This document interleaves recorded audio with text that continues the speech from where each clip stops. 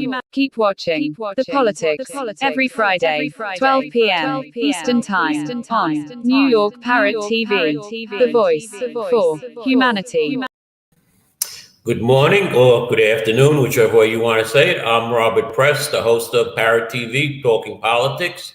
As you see, I'm wearing my Met shirts today because they have signed Max Scherzer, which hopefully we can talk about that a little later on the show with my co-host, Anthony Rivieccio. Anthony, would you please introduce yourself?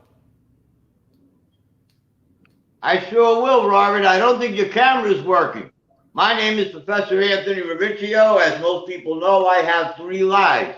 Actually 4 now. My first life is I'm an income tax and financial advisor celebrating my 31st year. Second is I am an associate professor at Herbert H. Lehman and Monroe College teaching business and finance. My third life is, of course, I'm a founder of a wonderful organization called Northwest Bronx Democrats. And my fourth life is trying to figure out how to wear this mask. And my other co-host is Mr. Dion Powell, a consultant to many candidates and a former candidate himself. So would you introduce yourself, Dion, please? Dion, are you there? I don't see my face, so I don't think it's fair for me to introduce myself if the public can't see my face like they did. There we go. My name is Dion Powell, and I'm a county committeeman in the 79th Assembly District here in the Bronx. I'm also a consultant for, local small businesses, nonprofits, and faith-based organizations. I, too, have a club. It may not be small, but it exists, called the New York State Free Thinking Democrats in the South Bronx and beyond. Okay, let's get on to our show, and let's go to our first topic. The national business, what Joe Biden's doing to the country. Anthony, this is right up your alley since you're the MBA in finance. What is happening with our economy, Anthony?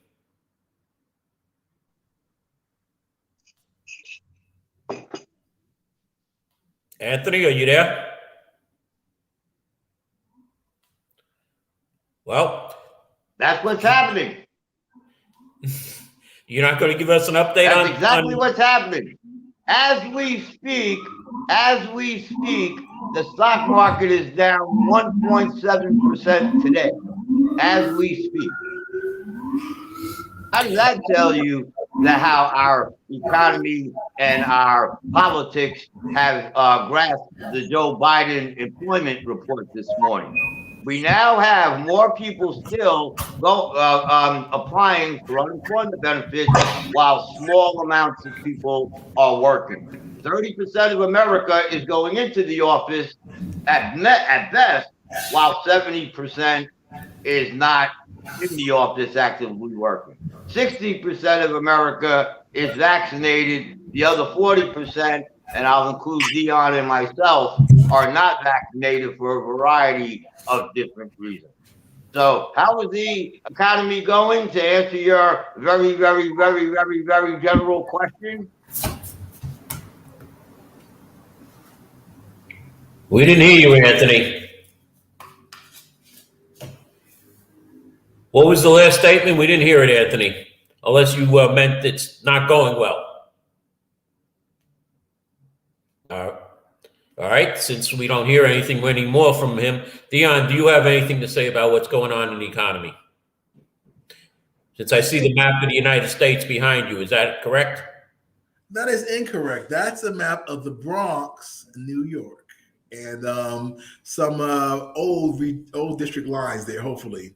Okay. What I'm going to say about the economy is this. Unfortunately, because the current climate, the government itself is paying a lot of information, resources, and people. And I don't think that's a very good thing. I think some of the privatization, more importantly, small business owners like myself need to start receiving some of those monies, grants, and beyond. That way you have access to ownership, leadership, and capital to make things going. Because if there's a governmental shutdown, all that freebies or free money, by the way, dries up, a lot of people are going to be hurt, especially people that are unemployed and also needs these monies to go forward. So we need to find ways, or there are ways rather, to make these people independent and autonomous instead of just unemployment, looking for a stimulus check, because that's actually, if you're on the ground like me in the hood, that's actually the source of income, which is not very empowering, if you know what I mean. Oh, I understand, Dion. The thing is, though, how much more money can the government print? That's the question. They can print as much money as the contract that they got to print it, I think. Well, our local economic expert would be able to tell you that. Anthony, any comment? He might be on hunger strike at this point. What's going on behind the scenes with you? So He's mad I didn't call him last night with the agenda. That's all. I'm sorry. I must apologize to my co-host because I have been out working, covering events that are happening, menorah lighting, Christmas trees, and other events. I'm a community reporter also, as well as a political reporter. So I have to apologize not only to my co-host, but even to my producer, because we did not speak about today's agenda. I just jotted down a couple of things, sent them out to Mr. Powell and Mr. Rivieccio. So as you mentioned, with the possible quote unquote shutdown, we now have a new variant of COVID. It's called Omicron. And would anybody like to talk about that? Anthony, Dion? I think Anthony Rivieccio was on strike. Whatever. That's right. Well, let's talk about the new variant. How do you pronounce the word, Robert Press? Omicron? Omicron. Unicron from freaking Transformers, the movie. All right, so this is what I think. It was described in the media globally as the South African variant. Now, that happened before last year as well. And a lot of people from South Africa, African descent, took exemption to that because they couldn't dare call it the Chinese from China, right? Or the coronavirus, because that hurts Corona's beer, bar, wine. So come to find out, actually, the first strain was discovered in Europe somewhere. So a lot of people wanted to be stopped, be called the South African variant. The new variant is fine, but come to find out again, which is being censored, the first American citizen who contracted on paper publicly was actually vaccinated. So that's why you have people like me who are trying not to get vaccinated until they hold me down and put it in the back of my head with a needle. Well, I know when I got my second shot, I got very sick and, yes, Dion, I see that. That's your medic alert band? No, it's my Christian alert. It's being breakthroughs. It was given to me by District Leader Irene Estrada. Well, people, I happen to like Irene, and I wish she would come back on the show. Well, unfortunately, the time that we had for her, she didn't come on, and when she wanted to come on, we had other things. So we hope to have her in the future, just like we hope to have Sammy Ravello. As you know him well, Dion, you worked for him on his borough president campaign. I want to know what Sammy learned about that race for borough president, because politics can be dirty at times. And I want to know, well, Dion, do you have anything to say about Sammy's race for borough president? Yes. Sammy Ravello actually is moving forward with his first ever Dominican Veterans of America Association here in the Bronx and beyond. So right now we're steering towards, veterans issues as well. But when it comes to political future, next year we're redistricting in the lines, as you can see here from my weather forecast. If they're moved around, then maybe he'll run again. I'm not sure at this time. Maybe I'll run again. I'm not sure at this time. But one thing of interest is that there's going to be a state committee male vacancy in the 79% district that I found out last night at the Estella B. Diggs Democratic Club. So maybe I'll run for that. Okay. But you didn't really tell us what Mr. Ravello learned from his experience in running for borough president. Okay, I can definitely answer that. He learned, which is great, and I helped him navigate on these things. Damn t-shirt is messed up over here. Anyway, he learned that, all the snakes and sharks that are in this water, I've helped him learn how to navigate like the snake and be cunning and smart like one.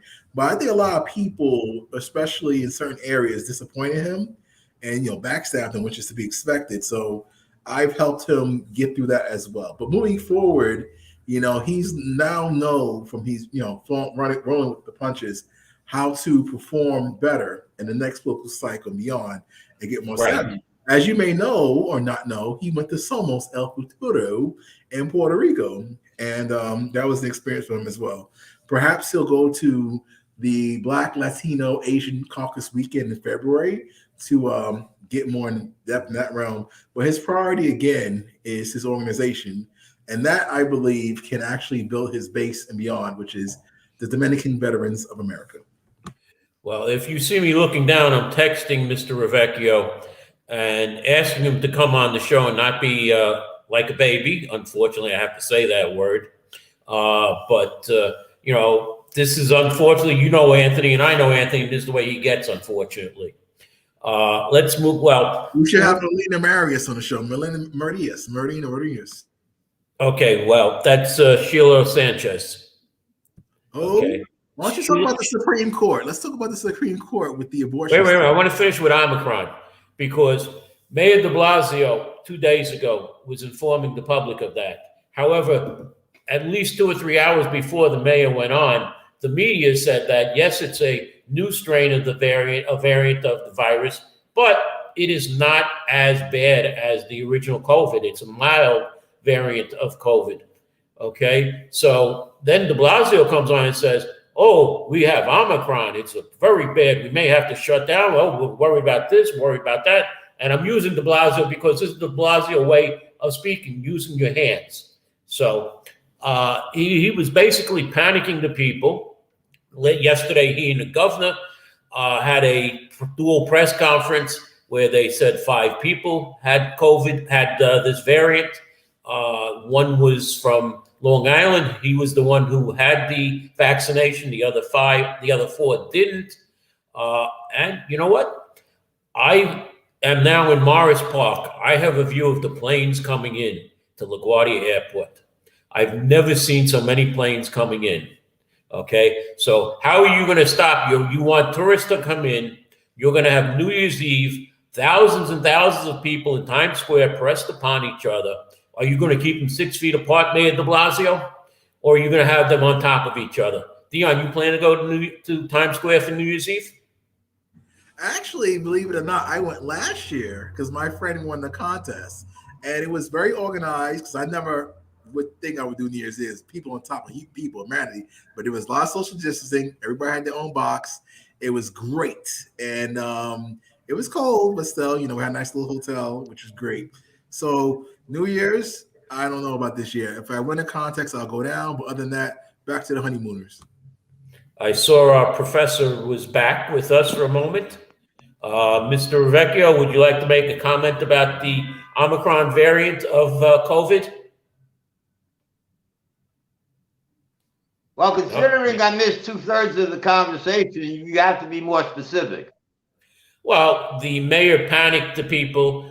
He and the governor have said that there were 5 cases so far in New York State, or New York City, I should say. And the media, though, has played it down as a mild variant, whereas the mayor... You know what? Let's forget the Omicron variant. Let's forget all that, okay?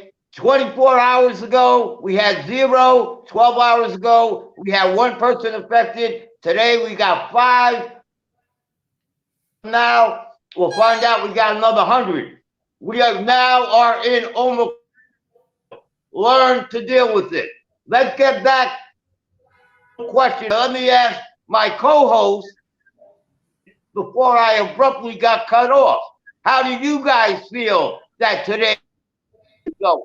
Robert, let me start with you. How do you think today's economy is going? How do I think it? I think it's going down the tubes. I think it's, I'm worried about prices going up because all 3 of us love pizza. Okay. I was in a pizza place last night and I had lasagna for dinner. I'll tell you that. I had lasagna. Okay. But the owner of the place was telling me that he's going to raise his pizza another quarter. And every quarter on a slice of pizza is very important. He's now at $3.25 for a slice of pizza, which is almost what the regular price is. There is no more 99-cent pizza. That's probably $2 by now. Okay. And Dion, you had a nice pizza place. You had a couple of them right by where you used to work with Sammy. All right. What was the pizza there? $3, $3.25, depending on what you wanted on Robert, it? I don't care about the slice of pizza. Back to my original question, and now I'm going to turn it to Dion. Dion, how do you think today's economy is going? You're a person that believes in home ownership. Do you believe that that minorities should jump into home ownership in today's economic woes? How do you think the economy is going? Well, the answer to your question, it depends on home ownership. Seeing as though the monies, because like I said earlier, after you disappeared, is that I believe the government's pumping out a lot of money, but they're putting it in the wrong hands. That's what I always feel. But there's a lot of home ownership, first time homeowners money. But the problem is, as I see it, is like the shelter system. Poverty is a business. And recessivism, is that a word? Is this. For example, if you would give someone like me a voucher to get an apartment, or somebody, a Section 8 that had more of a mindset, it could be used for its purpose, for the home ownership and things of that nature. But if you constantly give it to people in the shelter system that don't have the mindset, then they'll lose the apartment, and then they'll lose the voucher, and goes round circle. But a lot of landlords, and hopefully they'll make us landlords, the people in the hood, they don't even want the vouchers anymore. And so that's a fit battle. Then you have the ERAP program. So much government money is being pumped out there. Out there, the economy is doing very well, especially with the blockchain and all these small businesses that are restaurants. Let's take Emilio. What kind of money, Dion, what kind of money is being pumped out there? It's not wages. It's not investment income. It's only government spending. Anthony, wait a minute. Hold on a minute. Hold on a minute. It's only government spending. So what type of money are you talking about is being pumped in our economy? Outside of government spending, there is no money in our economy. You said it yourself. The government spending, that's what's being pumped in our economy. Before you left, I said that the money should be circulating amongst private businesses and people actually getting paid outside the government money that's trickling down. And that's the problem. And as I'm trying to say before you cut me off, is that the supply blockchain, as it were, are hurting small businesses because they can't get the materials and food. So then you agree because again, I missed 2/3 of this conversation. So then you agree that government spending, the way the government is currently using the money, is not going to help home ownership, regardless of the rate. Tony, let me pull. Wait. I'm asking Dion a specific. The answer is a yes or no question. And the answer I would have for you at this moment is yes. But then again, as the bubble bursts in so many scenarios like this, I can't be sure. Someone like you with your savvy could answer that long term. All right, Anthony, I was just comparing the slice of pizza price because there was a little article on TV that I watched. Home ownership in Boise, Idaho, where homes used to be $200,000 or less. They're now going for $500,000 and $600,000. This is what's happening here with this economy. Prices are going out of the world. Gasoline is now $4 a gallon almost in certain areas. You'll be lucky if you can get it for $3.50 a gallon. All right. According to Joe Biden this morning, he said it went down 20. Where was he? Down by where he's from in Maine or in Washington, D.C. or what? Okay. He said nationally. Yeah, well, yeah, right. And believe him on other things he said, okay? But let's move on to a different topic right now. Tom Suozzi has entered the race for New York governor. What do you guys think this will impact with the rest of the candidates? Will it be good for some candidates or will it be bad for some candidates, and who? Anthony, you want to start with that? Anthony? I think it's very interesting on the surface that Tom Suozzi wants to run for governor. I think he really got a legitimate shot because he could have been a deputy mayor. So he obviously believes he has a very, very serious shot. The shot I believe he has, though, is that he will be a deterrent for the high on that will be running. There'll be several people running. There'll be a higher echelon, a lower echelon. I believe he'll be on the top of the lower echelon, and therefore he'll hurt somebody on top. Who will it be? it'll probably be Kathy Hochul that will else, which indirectly gives Ms. James a better opportunity. Dion, comment? I agree at this point with because race is our thing, right? Anthony, black. I believe that he's a spoiler at this point because a white male being the head of any ticket here in New York is questionable. Now, for Manhattan Borough President, that was another. No, I'm saying comptroller. Excuse me. That was another scenario, but yes, he seems as though he was planted there as a spoiler, if not and or a fundraising mechanism for something else. Lose to win scenario, yes. Well, we still haven't heard from Bill de Blasio, Mayor de Blasio. He keeps pushing it off until he's out of office. He says, "Oh, I have time to decide till January." And Anthony, you and I have heard that from other politicians. But I want to go to one of the events that I covered, a turkey giveaway in Co-op City. He's taking Bob. Hey, Bob. He's taking the Bob Press approach. Let me put the trial balloon up there for as long as I can until it eventually comes down. Mine's not coming down, but that's besides the point. All right. Good to hear. The Co-op City turkey giveaway was with State Senator Jamal Bailey, who happens to be our Bronx Democratic County leader, and he was standing next to Governor Kathy Hochul, of which unfortunately I didn't send our producer the copy of this photo. Otherwise, we would have that up right now. And Jamal's hands are out, straight out like this, and his face, like when I asked him, "Gee, is this an endorsement of Governor Hochul by the Bronx Democratic Party?" His answer was, "Don't go there, Bob. Don't go there. Don't go there." And we saw, what was it, an hour later, Anthony, that he was at an event with Carl Hasty and Borough President Diaz breaking ground at a school for a play yard or something, or an extension of the school. So why wasn't Carl Hasty and Ruben Diaz Jr. up in Co-op City with the governor?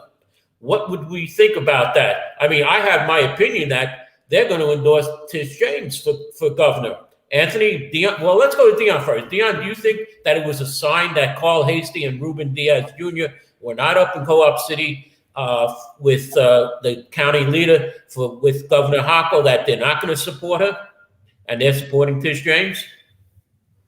Well, that's questionable. For example, Rubencito, as Latino predominantly, his face and name and brand on a ticket would go a long way. But if Hochul was smart, she tried to bring him in some capacity. She went with Robert Rodriguez. Now, identity politics again, but Lieutenant Governor Brian Benjamin comes into play because everybody, I don't know if saw Rubencito, but they were all dancing and things like that at his kickoff when he became Lieutenant Governor. So Hasty and Ruben Diaz Jr., they might go with Tish James because that will make identity politics further if Diaz Jr. is involved. But Jamal Bailey's a smart guy, so I'm sure that everything's communicated behind the scenes on standby. People like to watch and wait and sit on the fence until something happens. Right, Anthony? Yes, Anthony, what's your opinion? I think my own opinion in regards to your comparison of the events that day was, in my own opinion, there were just too many events that day. And as much as people try to be in 99 places at once, that was one particular day that they couldn't. So I agree with Dion. I think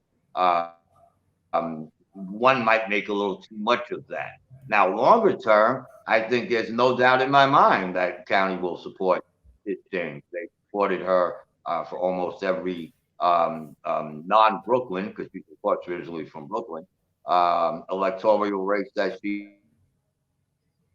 So I can't see any reason why they wouldn't. All right, well, let me add on to that. Between now, petitions, and beyond, we don't know what the media or any other source is sitting on with Tish James. For example, this whole Cuomo situation and the way it's going to be handled to her credit or to her detriment. Who as well, Governor Cuomo is the weights around her ankles to see how either way it goes. Jamani Williams is still a question mark. Swoozy is another question mark. But, with those two women, they're the front brothers. But Tish James has somewhat of a leg up at this point, but who knows what will come out in the future. For example, Brian Benjamin, again, more weight, dead weight. Well, I don't say dead weight, but another public situation against Ukul at this point. We'll see. You're laughing too, Anthony. Let's bring up Brian Benjamin, though. All right, what was the problem that Brian Benjamin has? Something with his financial statement, that he did something wrong or didn't do something right? And could he wind up like Governor Cuomo's first running mate, off the ballot next year? And if he is, who should Kathy Hochul pick instead of Brian Benjamin if she doesn't want him next year? We alluded to that earlier. Yeah, Ruben Diaz-Sito would be an ideal choice if that were to happen, which is very unfortunate for Brian. But a lot of people who were paying attention when I was trying to run for comptroller, by the way, that Brian Benjamin still has some questionable campaign finance issues with children giving monies and cash here and there. But campaign finance is a tricky sport. And I'm sure the economicist, Anthony Rivieccio, could tell you, because I asked Anthony, I said, Anthony, what would it take for you to be someone's treasurer on paper for a campaign? Anthony, why don't you tell us, your head is going to fall if you twist me like that. Why don't you tell us why not or why? I'll be glad to, but I'm going to answer the original question first. Let's be very frank, guys, with our audience, okay? It's not a question of campaign finance with Michael Benjamin. It's a question of lifestyle, okay? Michael Benjamin is well known to have many relationships with developers. Okay, Mr. Benjamin is a landlord himself. Okay, so the bottom line is that New York City residents, not New York State, New York City residents are having landlord or landlord affiliates as their city representative. I won't speak for the state, but many residents here in all 5 boroughs feel that way.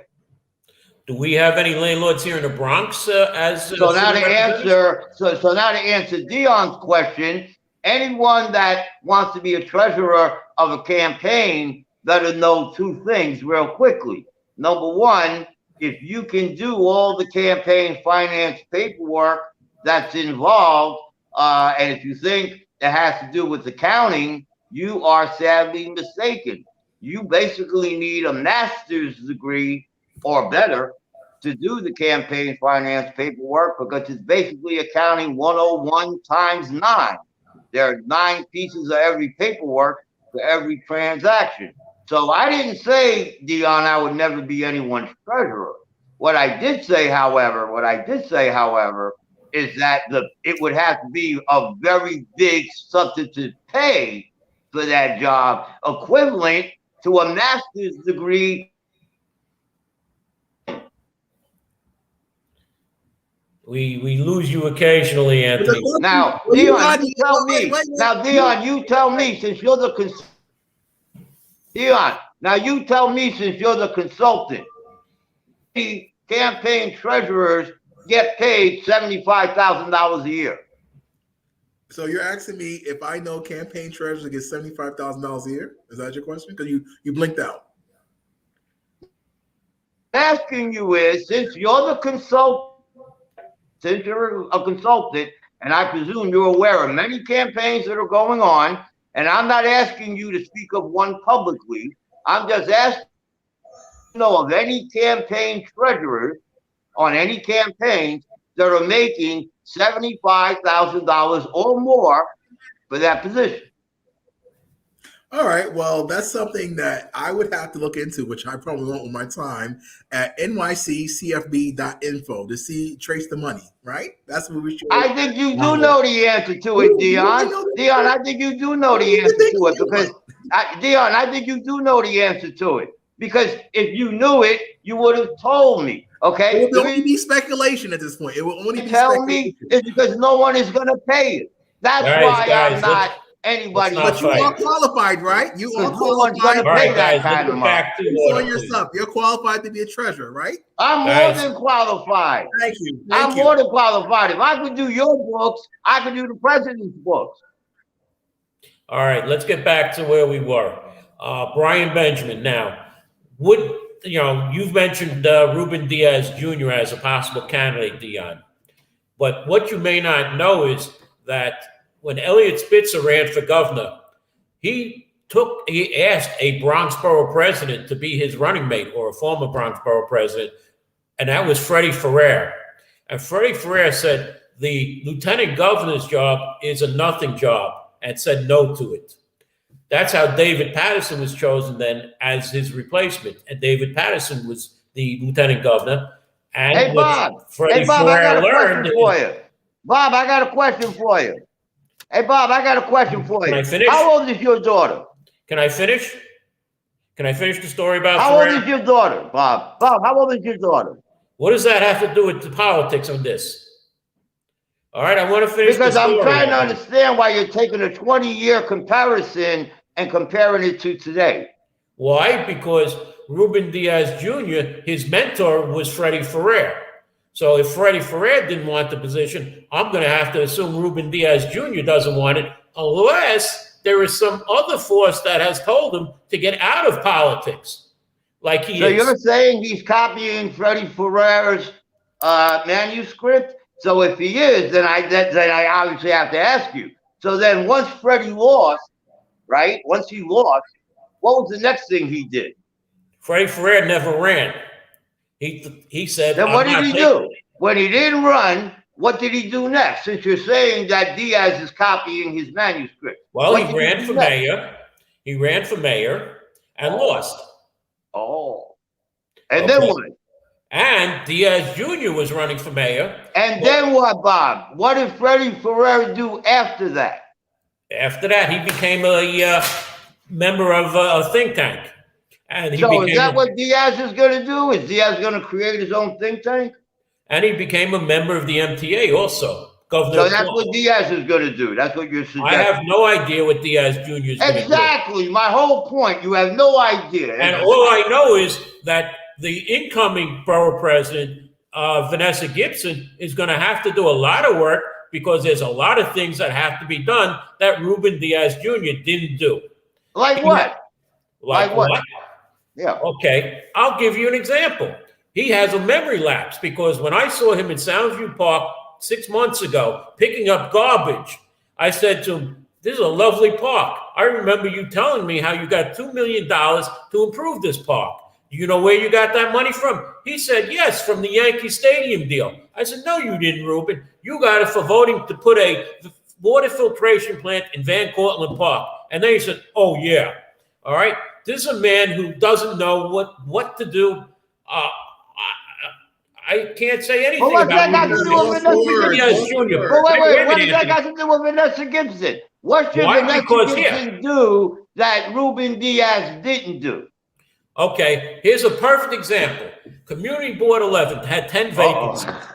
All right? He put 10 people on there who haven't even attended meetings. It took a half hour for Community Board 11 to get a quorum. All right? Since he's putting people on community boards politically and taking people off politically, like myself, because I didn't support Rafael Salamanca in 2017. In 2016 for the special election, I supported John Perez. Okay, that's why I was kicked off the board. And John Sakara Jr. was one of the people who told me, "Oh, you better watch out. You're up for reappointment." And so when I was up for reappointment, Ruben Diaz Jr. was a good county boy and didn't reappoint me. So then to get back to my original question, which was, what should Vanessa Gibson do that Ruben Diaz didn't do? She needs, you're saying he can put more. Vanessa Gibson needs to do something with the community boards. Because when I got on Community Board 8, I said to the borough president's representative, John DeCio, you have 12 community boards doing 12 different things. They need to be gotten together. And the answer was, don't give us more work, okay? They have just slid through John, these 12 years. Are you saying that former communications director, John DeCio, did not want to do any work? No, I'm saying he said, don't give the borough president's office any more work. Well, that wouldn't have been his work. That would have been John's work. So John didn't have to give him any more work. Mutiu is in charge of community boards. Can I answer the question for Reverend Dr. Apostle Rivieccio? Yes, sir. You, the borough president-elect Vanessa Gibson, hopefully they'll hear this in the circles that know me. She needs to focus on what? The 4 proposed Metro North stations. They used to have hearings and proposals. I want to make sure that's a done deal, Dion. Well, hold it. I want to make sure that it's not cost prohibitive so people in the community can hopefully swipe their Metro cards to get on it. And also I want to make sure all contracts are given locally to small business owners of color, black, white, otherwise to hire their own people. Thank you. That's the MTA and Amtrak. Those are Amtrak's tracks and MTA station. There's a problem getting those stations because there's a bridge that has to be fixed. It's an Amtrak bridge, but Amtrak wants MTA to pay for it since they want the right of way. So you're saying that the borough president's office doesn't have a hand in that whatsoever, and my comments are irrelevant. All the borough president can do really is be a bully pulpit on that, Dion. The borough president can't force anything. We had a water filtration plant, Dion, okay, that only 5%, if that much, went to MBWE contracts, okay? There's nothing you can do because once you get these contractors, they subcontract it out and then subcontract it out. And there's nothing you can do. Or they'll just put their wife or have a person of color in a position where they say it's an MWB contract. Well, all right. But like I said, she needs to do a lot of work, unfortunately, in community boards because community boards have done nothing. Land Mr. use, Lucania and Mr. Diaz Jr. All right, let me go back to your original question here. Let's go with governor because just like people want me on their shows now, sometimes the show is one party on the blue side. So let's talk about, Lee Zeldin and Andrew Giuliani. What do you two know about that? Robert Press, why don't you tell us what you know about the Republican side of things and the Conservative Party side of things and the Libertarian side of things with Larry Sharpe? Tell us about that, Chuckles. You want to know what I know about the Republican Party, huh? Okay, it goes back to Guy Villela when I ran for assembly in 1996. I went over to Guy Villela for the Republican Party endorsement. You know why? Because Democrats were then doing cross endorsements. Former Bronx District Attorney Robert Johnson ran with the Democrat, the Republican, the conservative line. So don't tell me that, it's only lately that since Carl Hastie took over as county leader that said, we want just Democratic line only. We don't want any other line. Okay, because many Democrats ran Democrat liberal or Democrat conservative. Okay, but it stopped when Carl Hastie became the county leader. No, it didn't. No, it didn't. No? Name me some Democrats who ran. For example, Fernando Tirado ran for assembly in 2014 with on the Democratic and then he ran Republican and liberal line. And we had Sammy Ravello run this past year on the Democratic line in the Democratic primary, and then he ran on the conservative line for borough president. Can I add to that, please? Do you know how to spell Winston Bakula? How about that? Now go back to Anthony. Back to my original point, which is, what do you know for our viewers to educate? I just want to answer Anthony's question. In the general election, Anthony, how many Democrats ran with a second party here recently? In the last 10 years, how many Democrats who were on the Democratic primary ran in the general election with another party line? And don't tell me the working families line, because they're no longer a party. There were several, and I got to include the working. No. Wait, Bob, that is such a loaded, stupid question. Okay, because you can't tell me that the working families party, no matter how you feel about it personally, is not a legitimate third party line. You can't tell me that the conservative party, no matter what you might think of it personally, is not a legitimate third party. Oh no, I like the conservative party. To answer your question, it's still happening. Okay, to answer Dion's question though, Dion, the Republican Party, like I said, I go back to it when Guy Villela was the county chair. Okay, then we had Jay Savino, and now fast forward, please. For the viewers. We had another person who was there. He was there about 6 months, and now we have Mike Rendino. Mike wants to move out to Long Island. Everybody knows it, and there's a fight to replace him already. Back to Lee Zeldin and Andrew Giuliani and Larry Sharpe. You were supposed to come to Larry Sharpe's event here in Throgston, but you didn't show up. So Dion, I can't be in 5 places at once. Okay. I have other events. Let's take it more local for you, right here in Morris Park. Anthony, correct. He said he's in Morris Park, right? Let's talk about Alexander Michi. Tell us what you know about Alexander Michi, the Republican. Oh, this man's about to choke on his coffee. All right, so tell us about Alexander Michi. All right, and how the Alexander Michi. Wait a minute, let me look at my wall. That's about the personality of Alexander Michi. All right, he was supposed to appear at the Van Ness Neighborhood Association. Didn't appear, appeared the next month when Marjorie Velasquez was there the day before Election Day and stormed out when he couldn't speak. You were there, Dion, so you know what he is, okay? And what did you say? He's got the personality of what? Do I have to say it? What did I say? No, let me say it. Let me say it, and I think this is where Dion is referring to. What Dion is referring to is that a statue got 40% of that vote. That's what Dion is referring to. That I was referring to last week. That a statue got 40% of the non-democratic vote. No, that was. So I'll go back to a question I asked last week. You are running, Mr. the district leader, the male district leader of the 80th Assembly District, half of which was an area that Mr. Michi ran at. So I'll ask the same question I asked last week. What is your strategy locally to try to attract some of those independents to vote for you? Anthony, it's a Democratic primary.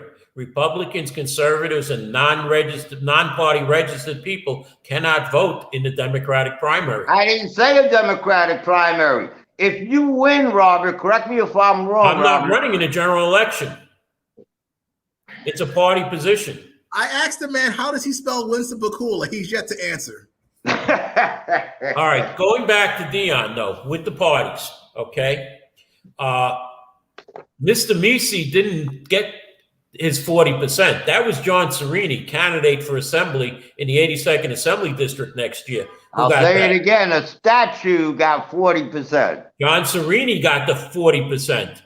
John Sereni won the 82nd Assembly District for Mr. Sereni on the Food Town issue. Okay, that's what won the 82nd Assembly District for Mr. Michi. And what did he get in the 80th? He got creamed. What did he get? I have no idea. He lost at least. Why do you know he got creamed or not if you don't know? He lost at least 3-1. So then I believe that's 33%. Mm-hmm. Okay, and there was no Food Town in the 80th Assembly District. Right, and how did he get that 33%? And Mr. Michi works and lives in the 80th Assembly District. So a statue that lives in the 80th Assembly District that had no Food Town issue to deal with got 33%. Anthony, what happened to Jeffrey Dinowitz, a 27-year incumbent? Okay, last year with a Mr. George Diaz got 40% against all the way to the west side. Answer my question. Answer my question. It is the how did a anti-vote statue that lives in the 80th Assembly District that has no Food Town issue to deal with get 33% of the vote? How? Ask him. I don't know. Yeah. I don't know. All I can say is that it was the I thought you were a political analyst. You don't know? Wait. I thought you were a political analyst. You don't know? You don't know?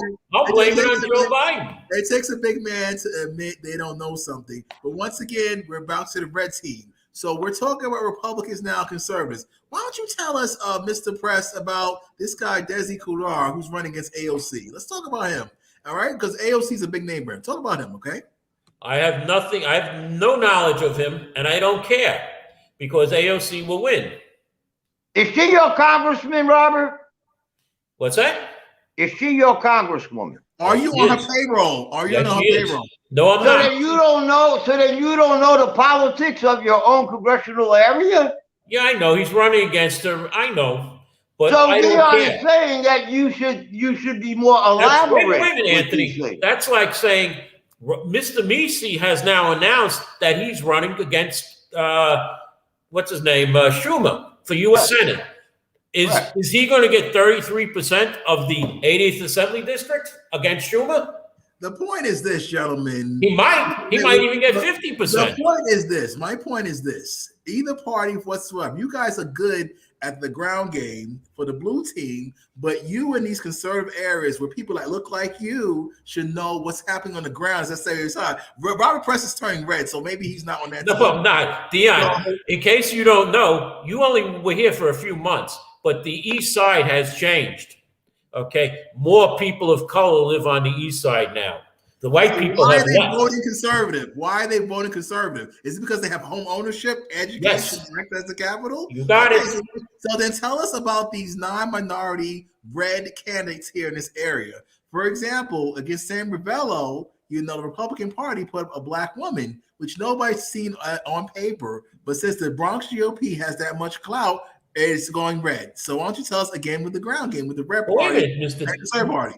Mr. Powell, why don't you tell us why Mr. Rendino did not endorse Curtis Lewa, but went with, who was it? Fernando Mateo, when the other four boroughs went with Curtis Lewa?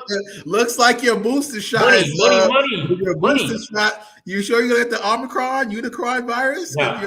Dion, let me tell you one thing else, Dion. You want to know about the Republican Party? When did the Bronx Republican Party open their office there where they are on near Middletown Road? Do you remember? That has nothing to do with what we're talking about here. No, it was 2017. Have you ever been to the office? Have you ever been to the office? I have. Oh, I was there for the opening, Dion. I was there when John Catsimatidis was there. Okay, and Bronx Republican Party were counting on John Catsimatidis to run because there was big bucks from John Catsimatidis. Okay, that's what this Bronx Republican Party has become. Okay, we're talking about third parties, and we only have 10 minutes, so I'm gonna switch gears to the Supreme Court cases in a second. Watch this. After you sit back, about to fall over and roll over. Okay, Mr. Press, we're talking about third parties. Let's go back to your Workers' Primary Party, which you dismissed earlier. So why don't you tell us, why don't they have a borough president reservist representative to do interviews, just like the other three parties here, where they can go before and get the party line? So how do you spell Winston Bakula? What was your question again, Dion? Why doesn't the Workers' Family Party, right, have set up shop with an office like the other three parties and have candidates interview for them in the Bronx? I have no idea. I have no contact with the Workers' Family Party. Both of you sucks.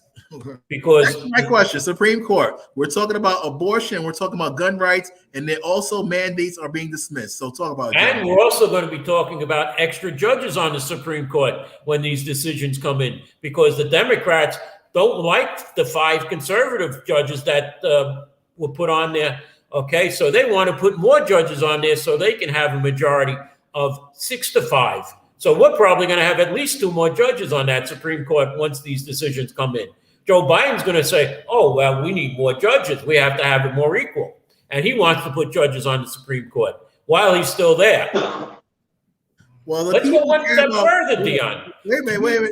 Let's go one step further, Dion. There are 3 things I just mentioned that the people care about that we should go more in depth over disenfranchising them.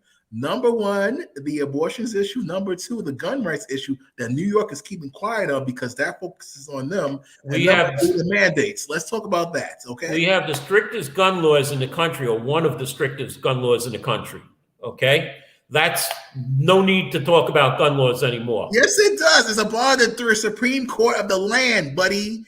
Dion, the problem is that guns are when we find out. When we wake, gentlemen, when we wake up in the morning, like we did this morning, and find out that a Brooklyn public school takes a machine for the first time, their first day, to screen public school students to go into their school like they normally do, like they normally would do in other schools, and on that one day, find 21 guns. Right. On children under 18 years old. Please don't tell me that we have the strictest gun laws in the United States. Because those guns come in illegally. We are in a lot of trouble. They come in illegally. That's why. Well, let me tell you this much. A lot of minorities, believe it or not, even here in New York City, actually are believing more and more about gun rights and open carry from themselves to protect themselves. So that may be the scary side for the liberal progressives. But once again, back to the Supreme Court case, if this goes down, then New York City might become the Wild Wild West. Or, as I was told, psychologically, people and crime might go down when they see a lot of people walking around with a gun. So think about that. Right. You look at Texas. You're allowed to carry a gun in Texas. Hey, I'm not saying it's good, Dion. I'm not saying it's good. Dion, I'm just curious about something. Dion, In the Wild Wild West, did crime go down? He's frozen, but no. Right? I said in the Wild Wild West, looking at your analogy, right? Your psychological analogy a second ago. Well, in the Wild Wild West, right, when everybody was carrying a gun, did crime go down? As opposed to what? The country was still developing. Well, you said no. You just said psychologically, people might be walking around thinking, oh, everybody has a gun, so I'm going to be okay. So I'm not going to do anything, and therefore crime will go down. Well, okay, so you said in the Wild Wild West, right? When everybody had a gun, did crime go down? Yes. How about that? Do you have any proof of that? I'd love to read about it because in all the history books I'm sorry, that I read, this just in on the bottom ticker here. Kevin Diola has made a comment. So why don't we read it, Mr. Press? Open your glasses. Okay, why did John Serini remove his advertising photo from shopping carts at Food Town? He lost his last council, so now he's running for assembly. Sounds like Mr. Misi's plan. Okay, is that right? Yeah, I mean, I got a small screen here, so I can't read it that well. So who wants to tackle Mr. Diola's question? It can't be me because that's not below Tremont. I already mentioned that Mr. Serini is going to run for the assembly next year. Okay, because of the showing of Mr. Misi. That wasn't Mr. Misi, that was Mr. Serini. Okay, who led all of those rallies? Mr. Serini, John Serini. Okay. And off the record, he told me something. And on the record, he then mentioned that he was going to run for the 82nd Assembly District. Okay, so that's your answer, Dion. He is running for the 82nd Assembly District off of Mr. Misi's performance. But he said that even before Mr. Misi's performance, that he was going to run for the 82nd Assembly District. That only vilifies his position that he can win. All right, and I believe I wouldn't be surprised if he went up, if Mike Benedetto was to survive his challenge next year, that John Serini would be the assemblyman if Mike Benedetto was his opponent. Anything that you have to say? You mentioned earlier that the minority community in that district has gone up extremely.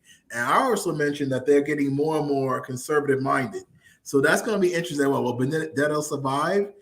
That's questionable. But now let's go back to the point across the board that these candidates won't talk about, and that's mandates. And that's very important to hopefully resonate and keep reiterating across the board here as well. So, Dion, when you say mandates, you have to describe which mandates. Okay, in schools there are mandates. Okay, that they have to do, but they're unfunded. So how do you have a mandate that you don't fund? Okay, if you're mandating like they are to get vaccinated, they're funding that. The state is running the vaccination program, okay, and they're paying for it. But there are mandates in schools, like for instance, school leadership teams that are unfunded, okay, and the staff has to be paid, otherwise they won't attend these school leadership team meetings. Were you ever on a school leadership team? I was. What I think, Robert, what I think Dion might be referring to, Dion, of course, correct me if I'm wrong, is that these mandates have now gone way beyond the scope of things. Okay, we now, and it has just been announced this morning that Blasio would like to, we don't know if it's going to happen, but he now wants to take and apply them to private and Catholic schools. Whether he can do that or not, we'll find, because the Catholic organization has already taken him to court based on that. But my own humble opinion is very simple. What happened to the Omicron patient in Long Island? Right? So you want to mandate a vaccination on me that don't work? Well, Anthony, you're already doing the mandate. You're wearing that a woman mask. was vaccinated. You're wearing a mask. You want a mask how about this? Well, how about this? Back to wearing a mask has nothing to do with being vaccinated. Well, remember the concept of a mask. A mask is not to protect me. A mask is to others. We'll talk about vaccine mandates. So again, you don't even have your information correct. Wait. We're talking about vaccine mandates. And let's go back to the parochial and Catholic schools that be mandated. A lot of people probably know that I'm an alumni of Cardinal Spellman High School here in the Bronx. And a lot of those conservative minority votes and a lot of ownership of the white votes and beyond at these Catholic schools were worth a lot of feathers. You haven't seen nothing yet with these 4 new Republican elected city council people. So don't be surprised statewide with this mandate affecting those Catholic and private schools. Privatization, I think that's going to reflect in the ballot box, and we'll see some more Republicans elected next year. Mark my words. Now, if that assembly district here in the Bronx goes Reds, I wouldn't be surprised in that area. Well, Dion, you have a Brooklyn. You mean a Robbins area, Dion? Dion, you have a Brooklyn City Council district that went red this year, okay? It was Democrat for I don't know how many years. It is now held by a Republican candidate. This is the backlash that's happening. A, against mandates. B, against Joe Biden. C, against the Democratic Congress. Let me add to that. Now, we only have a few minutes left, Dion. Let's talk about the Asian community and Asian voters across the board. Have you ever mentioned identity politics? Race card doesn't really work well on them. But have you heard of any elected officials that are going to be bumped up from the Asian community and these major PR in front of the camera roles? The answer is no. So that might be an issue you should focus on. Dion, we had an Asian controller, John Liu, who was a very capable man. His problem was he had 1 more term to go and term limits were coming in. He had to make a decision. Do I want to stay for 1 more term and then run against an incumbent mayor, or do I want to go for mayor? His choice was to run for mayor, and unfortunately, Michael Bloomberg really socked it to him because Michael Bloomberg had it in for him because he was going after Michael Bloomberg, opposing Michael Bloomberg. So now John Liu is a state senator from Queens. Okay, well, that's got nothing to do with what I said. So I'm these 30-year-old stories are giving me headaches, man. Let me give you the answer. 30-year-old stories are giving me headaches. Is that was the last? Let me give you the answer to this problem. I mean, these stories are giving me headaches. I say it 1,000 times. Whoever runs for governor, if they don't pick Ron Kemp for comptroller of New York State, they're really insane. So that's my solution. Ron Kemp, assuming Ron Kemp from Queens, what he did with the nursing homes issue, I think and also the nursing homes fund that he's trying to propose. If that gets highlighted in the media, Ron Kemp again should run for comptroller statewide, and you be a fool. It's funny, Dion. It's funny you mentioned Assemblyman Ron. Really, Kemp, I've always backed because I'm on his mailing list, and I get what he sends out. Okay, he is pushing still for Governor Cuomo to be indicted. Okay. Do you think Cuomo should be indicted? No. Why? More deflection. Leave Cuomo alone. Let him take his money and run off to the sunset. Rivieccio. Go ahead. Ask Anthony a question. What? The question about Cuomo and his book. Are you going to buy a copy of his book and get it signed by Cuomo? Anthony, he might be playing his game again. Either that or his computer went out. Lehman's Wi-Fi sucks. Lehman College Wi-Fi sucks. Can you hear me? Yep, now I can. Yes, now we can. I said I already got it. All right, guys, we're going to have to sign off very soon. So I want to apologize again to my co-hosts for not giving them an agenda or asking them what they wanted to put on the agenda. Next week, we'll be a little more professional, and I will be more professional. And I hope no storytelling. And I want to thank you, Dion, for being very professional today. And Anthony, let's see if we can patch things up. You guys have anything final to say? Yeah, freebies, holiday parties, political holiday parties. Who, what, where, and how. Political. I got the Bronx County holiday party email today. Well, how about you, gents? See you there? Free food? Tomorrow is their basketball game. Don't forget, Dion. I'm not worried about that. I'm talking about They're the holiday playing Queens. Small slice of cake. Eggnog, gentlemen. It's in your part of town, down in the south on Longfellow Avenue. Zoom in on the eggnog. This is from Morris Park. High quality eggnog. Right here in Morris Park. Eggnog, gents. Cinnamon with eggnog. Hey, wait a minute, Dion. Hold on, wait. Dion, you're going to be in Morris Park today with eggnog? I'm in Morris Park now. Concerted Party office 943. All right, I'll tell you what. I might be maybe 3 hours away from you. Stop lying. No, I might be about 3 hours away from you. I'll let you know, and I'll bring a little eggnog surprise to go with it. Okay. Eggnog, cinnamon. We got eggnog, cinnamon. We got envelopes. We got eggnog, cinnamon envelopes. Who's gonna come through? Trisha coming by. Zoom in on eggnog, cinnamon envelopes. Come on, producer. Just to our audience that to always be safe, make sure you wear your mask. Take the preventive measures to keep yourself safe. If you believe in the vaccine, feel free to take it. If you believe in turtle juice, feel free to take that too. Either way, if you want your 401k to be re-examined because of brand new economic year, feel free to call 347-575-5045. Dion at nyconsultant.us. If you haven't seen the bottom of the screen, soft marketing touch, gentlemen. All right, let me put my final word in then, guys.